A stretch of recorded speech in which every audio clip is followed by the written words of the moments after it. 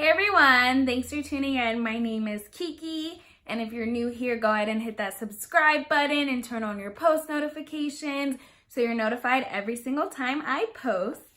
So today I'm going to be talking about my story, basically, my post-college story, how I got a job after college, and my tips to you guys on how to get a job after college if you're in college. Or like if you're a post-grad, like my tips to kind of navigating the post-grad career world. So first I'm going to start by telling my story, and then stay tuned to the end of the video and I will give you guys some tips on how I believe you guys can get a job in your field after college without experience. I'm a recruiter now, so I feel like I'm very qualified to talk on this topic. So yeah, let's get right into it. So let's go back to me choosing a college. So I went to Hampton University, and initially I was studying communications. And I was studying communications more because like my dad wanted me to study communications. He always worked in like production, and it's actually funny that I'm like making YouTube videos now because that could be like in line with communications. And that actually, I think if YouTube was popular when my dad was doing communications, he probably would have a YouTube channel and he probably would be like super consistent and super popping on it. So I do think that's interesting, but my dad really wanted me to major in communications. I kind of majored in communications in high school. So I was like, why not major in communications? So that was my major when I first went to Hampton. And so my freshman year, I was taking these like communications courses, and I don't know, like it was a lot of writing, and I'm like naturally not a writer at all. So I just really hated it. Like I hated the writing aspect. I was not interested in communications. So I switched my major to business because I don't know why, but like I've always had that like entrepreneurial mindset, like that grind mindset that I want. Like I feel like everything is a business. Like no matter what, everything is a business. So I definitely forgot to mention this because I was a business major and because I work in business now, which I mean, I think everything is a business.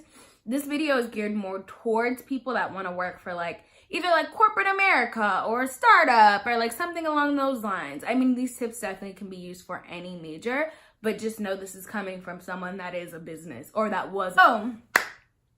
So I majored in business, and so I did an internship my junior year, and I interned at a fashion retailer in Seattle at their corporate headquarters. And so I did their merchandising and planning internship in their buying offices. And so this internship was like ridiculously popular. Like it had I'm saying millions, but it had like thousands of applicants, and like they only selected 30 people. And I was one of the 30 people selected. And so that to me was just like shocking. Like, how did I get into this like amazing internship program? They basically like moved us out to Seattle for the summer, paid for our housing. We got paid $18.25 an hour in Seattle. So, I mean, that's decent money. Like I was getting like $1,000 something per paycheck as an intern, which I mean, as a college student, that's a lot of money, right? So I interned in Seattle at a fashion retailer, and I don't know where to start with that. To make that long story short, that was an internship where pretty much 95% of the people who did the internship got offered a job after college. Like they did the internship the summer after their junior year. Pretty much it was like if you got in the internship, you got offered a full-time position. Unfortunately though, like I was not one of the people offered a position. So that is kind of where like the post-grad depression like started, was my internship, because immediately I started feeling like these feelings of rejection. Like, why was I not good enough? Like I literally, guys, I was out there grinding, trying my best. I was early to work every day. I was professional at work every day. I was like asking questions, being inquisitive, like trying to do everything I could, but like it ended up just not being for me. And it was hard for me. Like it was extremely hard because like I said, 95% of the people in the internship got offered a position. And like 80% of those people, I feel like it just got handed to them. Like their managers were just like, oh yeah, sure, like they can come back next year. Like they didn't really want to like be mean or anything or give any criticism. So like pretty much everyone that did our internship got offered a job, and so I didn't. So in the mix of like this whole internship, so I had a great time like living in Seattle that summer. Like I had an amazing time. I met one of my best friends. Like I feel like she's like one of my soulmates. And like she's definitely gonna be in my life forever. Shout out to you, Vanessa. I know she's probably watching. I mean, eventually. She'll probably say this video is too long, but she'll eventually watch it. But I met one of my best friends, and I mean, really, I can say that's one of the best things that came out of me interning in Seattle was meeting my best friend. And I remember before I left for Seattle, I was at a horrible place. And I was like praying, like, God, like, please give me like godly friends. And like I got to Seattle and I met Vanessa, and it was like amazing. And we've been friends ever since. I mean, we have our ups and downs, but like I said, like I know we're gonna be friends for life. Couldn't imagine my life without her. So blessed to have her. So that was the good that came out of Seattle. But it was like, so now I just did not get offered this internship, which was a huge like slap in the face, it felt like. I mean, even though like I hated my internship, right? Like I loved all the cool opportunities. I love getting to see all of the fun things, but I would be IMing Vanessa like, oh my God, this is draining. This is soul sucking. Like I knew that that was not what I wanted to do with my life. So because the internship program was so huge, we worked a lot with our HR team. And so like I would see our HR team, like they would plan like little ice cream socials for us, and they would like send out little polls for like statistics on like everyone in the class. And they seemed like they had like a very fun job doing recruiting. So I was like, I really don't like the buying offices, because the buying offices were very just like, this was the culture. You would come to work at 9 a.m., put your headphones in, and you would not look up until 5 p.m. They didn't take a lunch break. It wasn't, hey, how was your weekend? How are you doing? None of that. It was weird. We have work to do and we're going to get it done. And I mean, totally, like you have to get your stuff done. But again, like I don't think it's horrible to the person that's sitting next to you that you're working with saying, hey, Joe, like how was your weekend? And then getting to work immediately. Like you don't have to spend hours. I'm not saying that, but I'm saying like the culture was very like cut and dry. And I'm a very like bubbly person. I like being around people. I like interacting with people. I'm not like a machine that's going to like be staring at a computer 24/7. So I did hate the actual job, but it was more of a slap in the face that, well, now I didn't get offered a job. So now I have to grind to attempt to find a job after college. And everyone else got offered a job. Like it really shocked me, because I knew I was a quality person. I know I'm a quality person. And the fact that I didn't get offered that job really just shocked me. And I mean, to this day, I still don't know. In my heart, I still haven't, like, you know how when you get rejected and you're like years later, like, oh, thank God I got rejected. Like that would have been terrible. I don't necessarily feel that, but I'm glad that I was able to, for some reason, like God did not want me in Seattle. Like he did not want me in Seattle after I graduated. That wasn't my path. That wasn't my purpose. Why, I don't know, but it just wasn't my path or my purpose. Fast forward to now, I'm a senior in college, fall semester senior year. And so my senior year, again, I was in or let's say my first semester of my senior year, when I first got back from Seattle, I was in a horrible place. Like probably the worst place that I've been in my entire life. I was suffering from like extreme depression. Like I couldn't eat, I couldn't sleep. And then whenever I did fall asleep, I didn't want to get out of the bed. I didn't want to go to class. Like it wasn't even senioritis. Like you know how senioritis, you're like, I don't want to go. Like it was more extreme than senioritis. Like I could not get out of the bed physically. It was like a horrible place. So I got to this place. Sorry, mom and dad, if you're watching this, but I was just like, I kind of want to fail out. Like I don't want to graduate, because I was just like, what is life? Like I just was not ready for the real world. And I was trying to do everything to not graduate, trying to do everything to avoid having to graduate. I was thinking, well, if I miss class, if I fail my midterms, maybe that means I'll have to stay here another year and it'll give me another year to get my life together. So I was literally like in a horrible place. So my whole first semester was just this horrible place, like this horrible dark place. Like August through December was very, very, very, very hard for me. So of course, I could barely get out of bed to go to class. There's no way I'm looking for jobs. I'm just not. Like my fall semester, my senior year, I'm not applying for jobs. I'm not looking at job ideas or anything. I'm barely making it to class. Like trying to find a job was my last priority at that point. I remember going to my career center my spring semester when I finally started to get out of that depression and start to feel like myself again. And I went to my career center to like ask about like job opportunities, and my counselor was like, why were you not here your fall semester? And I just kind of like could not answer her. I was just like, I don't know. Like, I don't know why I wasn't here my fall semester. Like, I can't. So that's like a mini advice before I get into the tips that I actually wrote down. If you can and you're a senior in college, start looking for jobs your fall semester. Don't wait until spring semester, because there's a ton of opportunities that happen primarily in the fall. And the best like management programs will have that. Another thing for you seniors, do not count down your days until graduation. Enjoy your life. Like, unless you have been in college for like 10 years and like you almost like died, then you can count down the days. But like, do not count down the days till graduation. Enjoy your time in college, because you really, like, you'll never have undergrad again.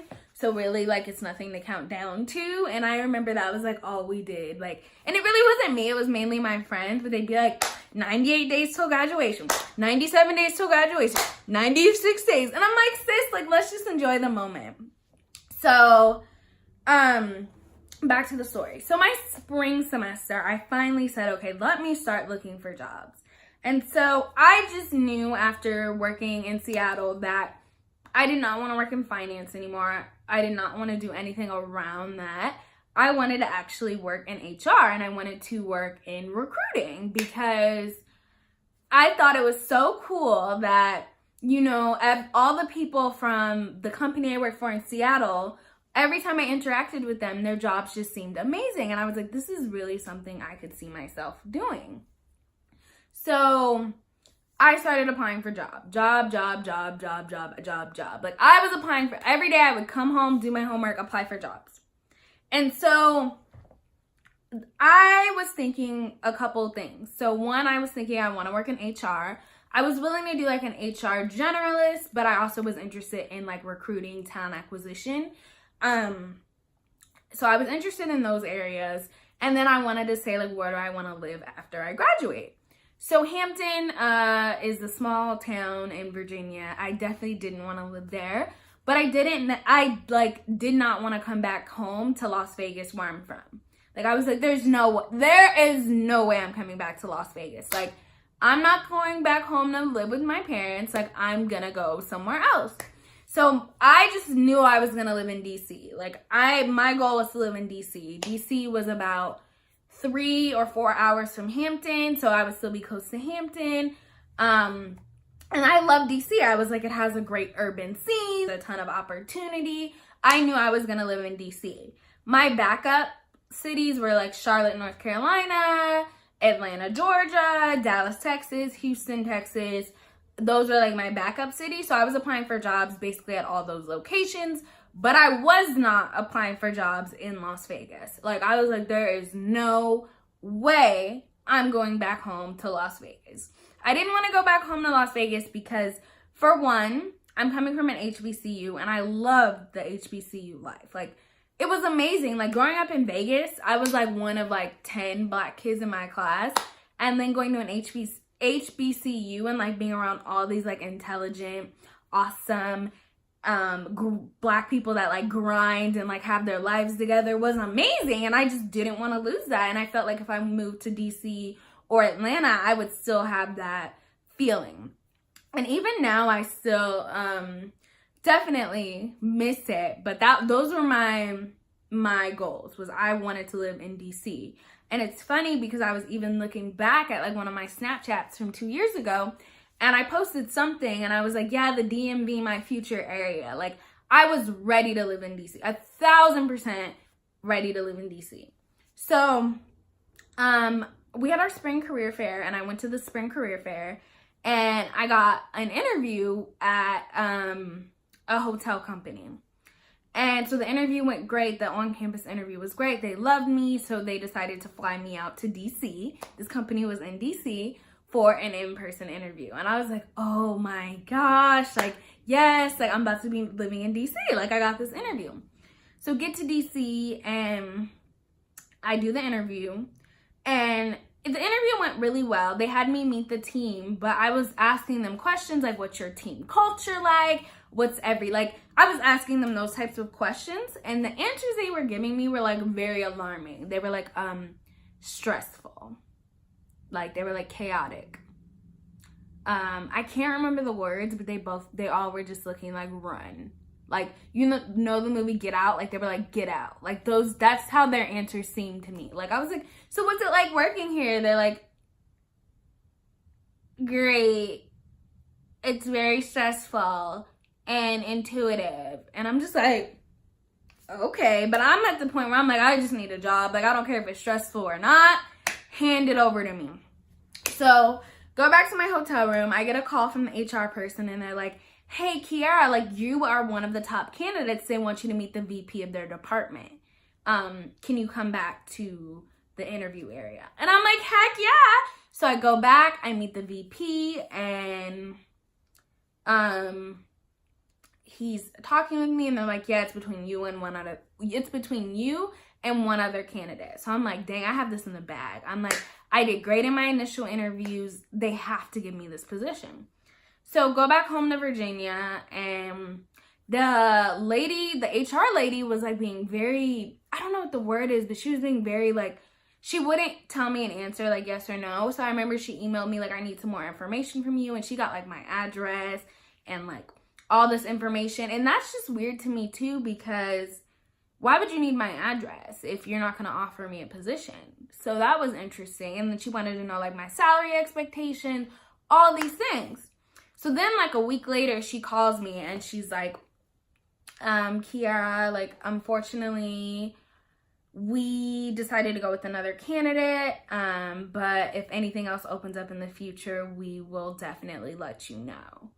And I was just kind of like, dang.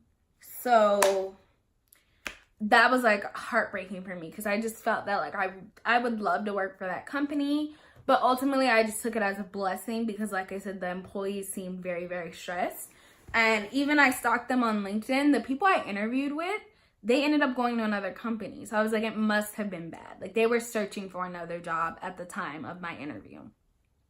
So then I'm still in school. I graduate, and I still don't have a job. And I'm just like, oh my God. So at this point, it's like right around graduation, and I'm like, okay, let me just try and enjoy graduation. Like, I'm not gonna think about a job until like a week after my graduation. Like, let me just enjoy senior week, enjoy graduation, enjoy like the last moments I have with my friends, which I'm so glad I did. Graduated, still didn't have a job. So it became, I was living in Virginia, and basically what it was I had to move out by August. Like, I had to move out of where I was living by August 1st. So I had to find a job by August 1st, basically. Unless I wanted to stay in Virginia for a whole nother year, because there was going to be someone else moving into my room August 1st. So I graduated in May. So I basically had like 2 to 3 months to find a job. So that, like, the pressure was on. It was extremely, extremely stressful. So I was applying for jobs. I actually got like 2 job interviews in DC. One was for a staffing company as a staffing recruiter. And so I did that interview. I thought it went okay. But again, it was one of those things where the vibe, I was just like, I don't know. And honestly, I don't think I would want to work as a staffing recruiter now that I know more about recruiting, just because it really is like a sales job. You're calling candidates, you're calling companies 24/7, trying to like hire them for something. So that happened, and then I had another interview with another company as like a coordinator. But that didn't end up working out either, and it was like really awkward. Like, so I drove to DC that morning, which I shouldn't have done, and I was like exhausted. Like, I couldn't sleep the night before. Like, I was exhausted to the point where I couldn't keep my eyes open, and I feel like that transpired in my interview. Like, they were asking me questions, and I was just like, I failed that interview for sure. Like, I know it went horrible. I know they didn't like me. Like, I was supposed to meet with all these people, and after like my third interview, they're like, oh, okay, like you can go home. Like, we'll let you know if you make it. And I was like, there's no way I got this. Like, I totally bombed it. So at this point, I had been to DC three separate occasions, interviewing at 3 separate companies, and every single time it was a rejection. So it was just kind of like, I'm just like, what am I doing wrong? Like, why don't these, like, I didn't feel like I should have to interview 3 times. Like, and most of the times it was like I did great. They were like about to offer, and then something happened where I wasn't able to get the job. So I'm crying, like praying, like, Lord, like, what am I gonna do? Like, I need a job. And it's getting to the point where like time is ticking. It's like July, and I'm just like, Lord Jesus, like, I'm never gonna get a job. Like, it was a low point, because it's like I was working at JCPenney part-time, so like that's fine. I had like some type of income, but it was just like my student loans are gonna be due in November. Like, not only that, but I need somewhere to live. Like, I need somewhere to work, and it was just like very, very, very, very, very stressful. I remember just praying about it, like crying and praying about it, like, Lord, just please show me a sign on what you want me to do. And I remember the next morning, literally my cousin Brooke, shout out to you, Brooke, calls me, and she's like, hey, like, and she lives in Vegas. And I cannot remember the exact word for word conversation, but everything she was saying, like, made it sound like, she's like, oh, come to Vegas. Like, I know so many people, like, we're going to help find you a job. Like, it's going to be awesome. Like, you were going to be doing this, this, and this. And she made it seem like not so bad. So I was like, you know what? I was like, let me just go home. I can still go home, like, to my parents. Like, go home to Vegas. I can still apply for jobs in DC or Texas or Atlanta. Go home and start looking for jobs. And so I came home, and so I remember my cousin had a surgery, so I basically was coming home to help her with her surgery. And then after the surgery, I was, you know, gonna start job searching. And so it did feel sad. Like, it felt like me going home was like me giving up on my dreams of like living in DC. And like, it was a hard time because so many people I went to school with were going to DC or going to New York or going to Atlanta to pursue like these amazing jobs, or at least that's what it seemed like. It seemed like everybody I went to school with like had a great job, and then it also was like everyone I interned with, they already had a job secured. So it was just kind of like just me. I was the failure. And so it was hard. Like, it was so hard for me to do that. And like I said, I seen everyone like on their grind, and it really did seem like that. Like, there were so many people that were working at Accenture, were working at PwC, were working at like LinkedIn, literally any job. They were teachers. Like, they were doing exactly what they wanted to do in their field, or they were getting their masters or anything. And I was just like, I was blah. I was working at JCPenney as a sales associate. So that was hard. So I came home, helped my cousin with her surgery, and I went to a career fair. Like about a week after I went home. And so I went to a career fair, and at the career fair, I seen someone I knew who was one of the recruiters. And so I went to him and I was like, hey, like, how are you doing? And I was telling him, you know, I just graduated. I'm really looking for a job, and this is what I'm interested in. And obviously he's a recruiter, right? He's at the career fair. He's like, hey, that's our department that I was interested in. And so his manager was there, so he introduced me to his manager. And then literally the next day, I put in my application for the company I work for now. And the position I applied for was a coordinator, basically. So it was all admin work, but it was in talent acquisition, basically like a talent acquisition coordinator. And all I basically like put in that application. Let's say I went to the career fair Tuesday, put in my application Wednesday. They called me for a phone interview Thursday and an in-person interview Friday, and they offered me the job Friday. And it was just like, how did that happen so fast? Like, it was meant to be. Like, when I tell you, when it seemed like it was meant to be, it was meant to be. Like, I told you, I had interviewed for so many jobs, and like, the 3 jobs in DC that I mentioned don't even cover half the other jobs I interviewed for in other cities. And the second I get to Vegas, I basically have a job immediately. Like, it was meant to be. Like, on my heart, I felt it was like my job. Like, they even said they were gonna offer it to someone else, and then they met me and they changed their mind. And I was just like, wow, like, that's powerful. And so it was a talent acquisition coordinator, pretty much all admin work, creating job postings, like creating offer letters, like reviewing people's experience and stuff like that. Very, very admin. And so I did that position for about a year. And then like within the year, I was able to get promoted to a talent acquisition specialist, like a recruiter. So my job now is like a lot more what I initially wanted to do, like literally going to career fairs all the time, traveling to other cities and other campuses to visit like colleges to do career fairs, doing a lot of interviewing and phone interviewing, connecting with business leaders to determine their hiring needs. So it really is like crazy, because even me going from, and that could be a whole nother story, going from the coordinator to the specialist was a hard time in a way. It wasn't like just a natural, easy progression. Like, it was difficult for me.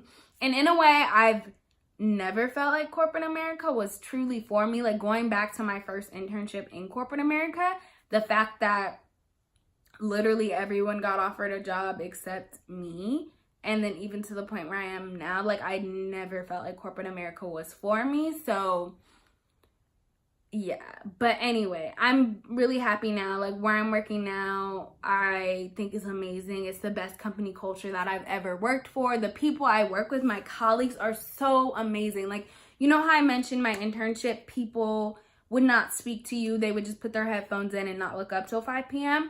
Like, my colleagues are my best friends. They know everything about me. They've seen me ugly cry. They've seen me like in my saddest moments, and they've seen me in my happiest moments. And like, I really don't know what I would do without them. Like, every Monday they ask me how my weekend was, and it's like they know me better than my best friends, because we spend 40 hours a week together, and we literally talk about everything, and we know everything about each other, and we go to lunch together every day. And like, I'm really, really grateful. And if I was in corporate America, I would definitely want to be where I am now. So very, very grateful. So it basically took a year and a half, if you want to say, from the time I actually graduated to be in a job that I actually liked or wanted to be in, if that makes sense. Now I'm going to kind of talk about some tips on kind of how to get a job after graduation. If you are in a rut, if you are applying for like thousands of jobs like I was, and it seemed like nothing was working, these are my tips. So number one, as a recruiter, and okay, let me just preface this by saying, I'm hoping like if you're watching this video, like you know a little something. Like, if you don't know anything, get on YouTube and watch like other basic videos about like how to dress for an interview tips, the STAR method, stuff like that. Because I'm not going to talk about that, because I'm assuming you know this stuff. And if you don't, if there's something you don't know that I mentioned, feel free to leave a comment below, and I'll be more than happy to help you. So the number one thing, the number one thing is to know what you want to do. Know what you want to do. Like, you don't know how many times I'm at a career fair and I ask someone like, hey, what are you interested in? And they're saying, oh, I'm really open to anything. So I work for a large organization. We have over 80,000 employees. We pretty much have like 2,000 jobs open at any given moment. So for a candidate to tell me that they're open to anything makes my job extremely difficult, and it doesn't make them a competitive candidate. It's not my job necessarily as a recruiter to tell you what you want to do.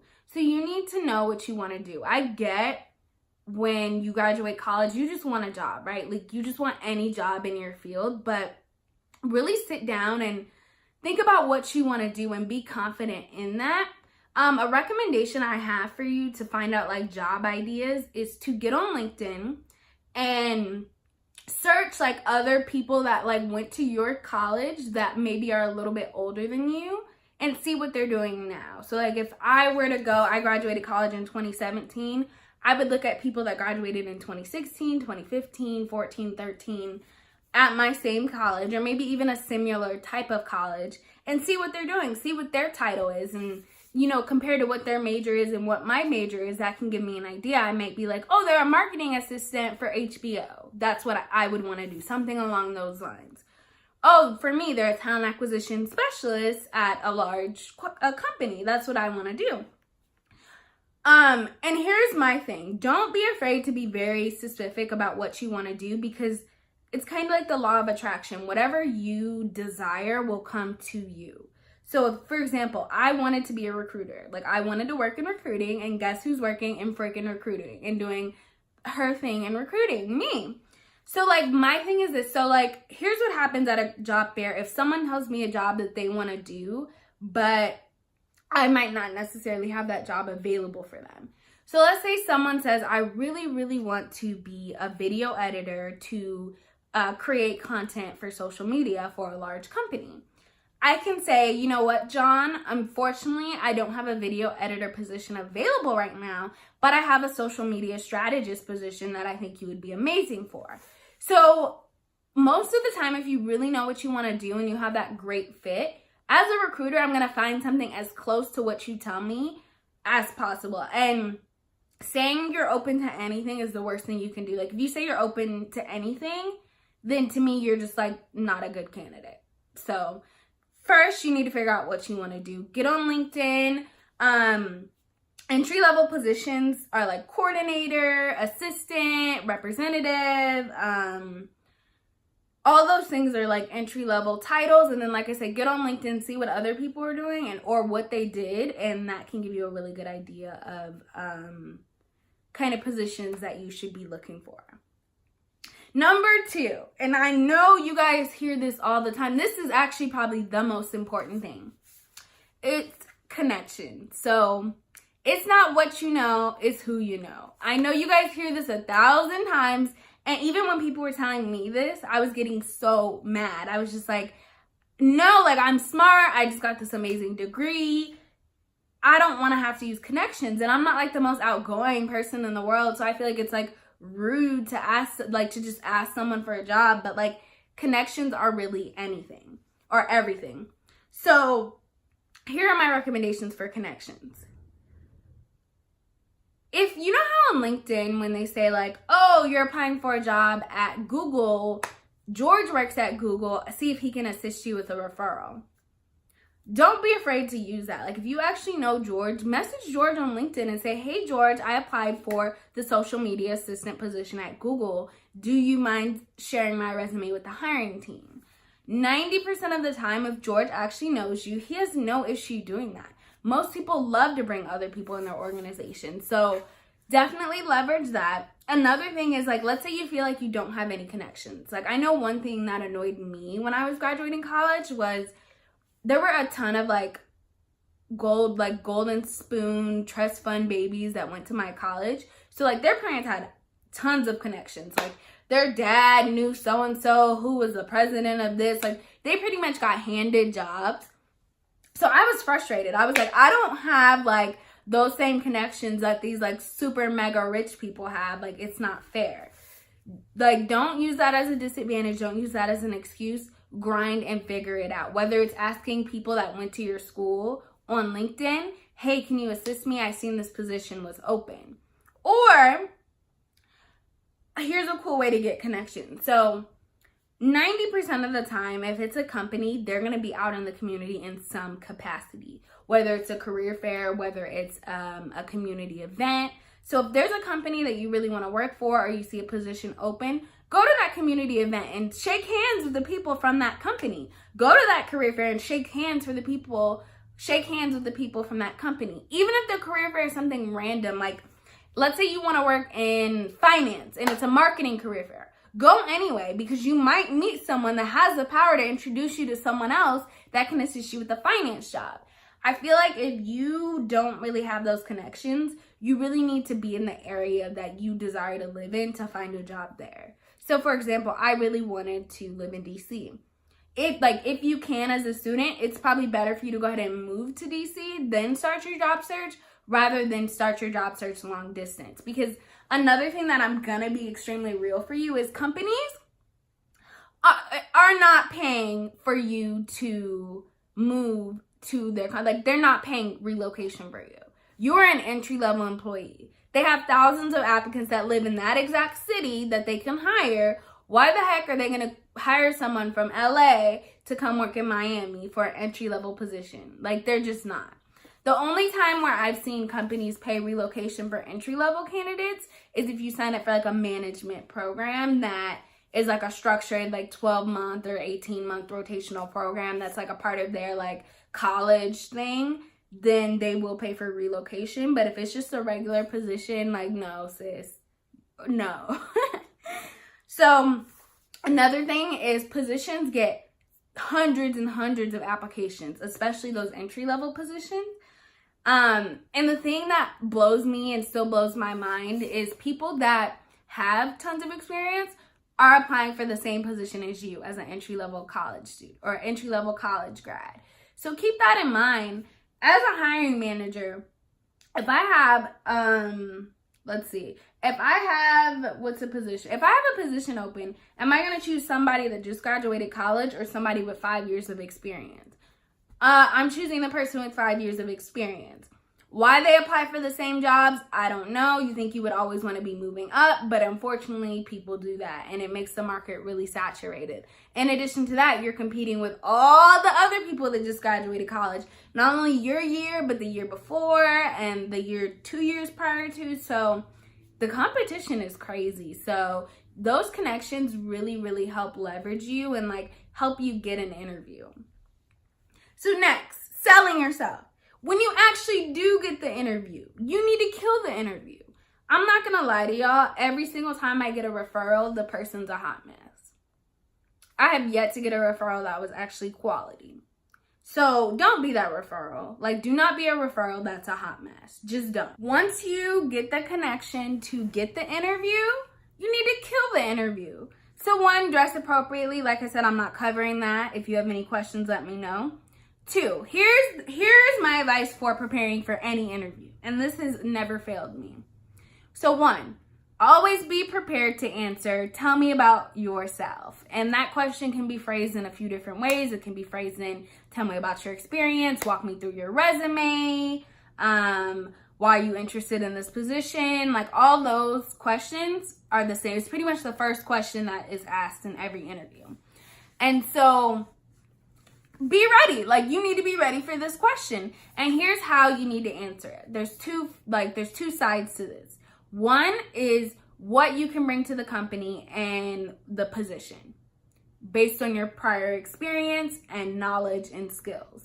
2 is why you're interested in the position and 2 is why you're interested in the position and what can you bring to the position. I think people skip the why they're interested, and that is so important. It shows that you've done your research on the company and the position. I think a lot of times, going back to the knowing what you want to do, people apply to 1,000 different positions. And as an employer and as like a recruiter, that's a turnoff. Like, don't apply to 1,000 positions. Really seek out the positions that truly interest you and be ready to speak. Like, if you get an interview, do research on not only the position, but the company. That means you need to read the job description posted and you need to do research on the company. So there's that. 2, be ready to answer STAR questions. And again, I'm not going over the STAR method, but figure out the STAR method and have at least 5 STAR method examples ready to go. And then 3 would be to have your answers ready for common interview questions. The common ones that I think you should be ready to answer are, tell me about your strengths. Excuse me. Tell me about your strengths. Tell me about your weaknesses, and tell me about, tell me about your strengths, tell me about your weaknesses, and then where do you see yourself in 5 years? Those you can all Google how to answer those questions. Lastly, number 4, have questions ready to ask the interviewer and make the questions genuine. Like, you don't have to ask like the generic questions, but generic questions are better than no questions, because someone told this to me, and this is super valuable. You have this person in front of you who is either a recruiter or a hiring manager. So they're a person at some type of status that you are trying to get to. While you have this person in your presence, ask them questions. Like, they are very, very knowledgeable about the job. And like, when you're interviewing for a job, not only are they interviewing you, but you're interviewing them. And I think that is a big thing that college students don't do. They don't realize that they're interviewing the company. You are interviewing the company. This is where you're choosing to take your talents and spend your time. Please make sure it's a company that you feel comfortable about. Obviously, don't ask ridiculous questions about salary and stuff like that. I think you can ask, I'm okay with asking the recruiter, but don't ask the hiring manager, stuff like that. But definitely like ask questions and have at least like 5 questions prepared. To be honest, I would say have like at least 10 questions prepared, because there will be interviews where the interviewer is not prepared and they just want you to ask them questions. So the fact that you're prepared makes you look a lot better. So once you get that interview, make sure you nail it. Like, if y'all have any interview questions, please ask me. I've been on more interviews than anybody, honestly, and I do interviews daily. So if you need help on your interviews, please let me know, and I can make a more in-depth video. But do what you need to do and prepare for that dang interview. Don't go in there not prepared. Do not. And then number 4, my final tip for getting a job after college in your field is please set your expectations to be reasonable. When I first graduated college, I was saying I didn't want to make any less than $65,000 per year. $65,000. My first job was like, I think half of that. So set your expectations to be reasonable. At this point in your life, you really should be trying to gain experience, and it should not be about the money. If you can live with your family and save up money, if you can't, get roommates and try and maybe, you know, live with a couple roommates so your rent is a little bit cheaper. But you need to set your expectations to be something that's reasonable. If you don't have a lot of experience, you are not going to be doing what you think you're going to be doing. You going from being a senior in college to now basically like a entry-level employee, you're downgrading. Like, it's almost like when you leave 8th grade and you're the top and you go to be a freshman in high school, you are downgrading. Everything is new. You could be an assistant getting coffee. As long as you're in the right room with the right people, that's all that matters. Get your experience. Someone said working is kind of like college. Like, your first year of working is your freshman year. Your second is your sophomore, junior, senior, and so on. And I really do believe that. For me, I'm in my sophomore year of working, and it's definitely better than my freshman year. So definitely have reasonable expectations. Like I said, you could be an assistant, you could be cleaning, you could be mopping floors, you could be doing something that you never thought you would be doing. I don't think college does an accurate job of preparing you for what is actually to come in the real world. So I just want to close this video out by saying, whatever is for you, and it will come to you. Stay positive during your job search. I promise you will find something in your field. Just try and stay upbeat. Do not compare yourself to other people. Other people have their own path and their own journey. And just follow my tips and you will eventually get the job that you desire. I promise you. And like I said, just keep your expectations reasonable. And be open to gaining that experience. So yeah, thank you so much for watching my video and listening to my story. Again, if you have any questions or concerns, feel free to comment below. I'm happy to help you guys with anything. If you need resume advice or you just need interview advice or anything, I truly am willing to help you. Or if you just need to talk to someone because you just graduated or you're about to graduate, trust me, I've been through it all. This video hasn't even covered half of it. I just want to say you will get through it. I've been jobless and now I'm out here living the best corporate life. You know what I mean? And there's people still that I graduated with that are not living the corporate life or are not working in their field. And I truly, truly am blessed. I'm 23 and I'm the youngest person in my office, the youngest person in every meeting, grinding, the only Black person in all my meetings, and I'm the youngest. Like, I'm out here, okay? So like I said, I'm here for you guys. Please, please reach out to me if you need anything or if you have any additional questions. But yeah, that's it for me. Again, thank you for watching. And if you made it this far, hit the subscribe button, hit the notification to be notified every time I post. And I will see you guys next time. Bye.